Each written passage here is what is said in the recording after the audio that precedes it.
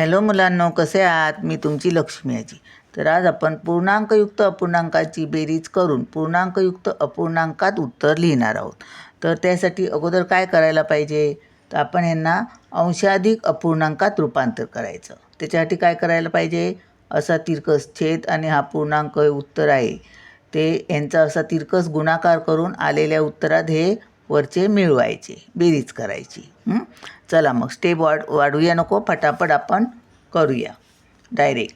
5 चोक 20, 20 आणि 2 22 छेद 4 अधिक 8 चोक 32, 32 आणि 3 35 छेद 8. आता यांची बेरीज करायची, छेद समान करायला पाहिजे, बरोबर.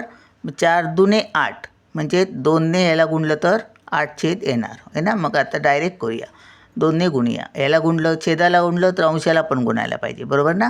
मग बरोबर 2 दुने 4, 2 दुने 4 म्हणजे 22 दुने 44 आणि 4 दुने 8 अधिक 35 छेद 8 बरोबर. आता यांची बेरीज 5 4 9, 3 आणि 4 7 छेद 8 म्हणजेच 79 भागिले 8.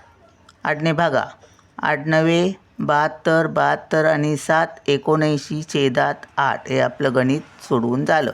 असं पटकन सोडवता यायला पाहिजे. आता हे तुम्ही चेक करा, 79 भागिले 8 करा.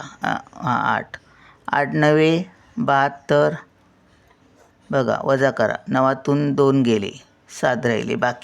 बाकी आपण वर लिहितो, आलेलं उत्तर इथे लिहितो मध्ये, म्हणजे ते पूर्ण उत्तर आहे. बाकी एवढी राहिली आणि छेद ज्याने भागतो तो आपण छेदात लिहितो, बरोबर ना. चला मग भेटूया पुढच्या व्हिडिओत. बाय.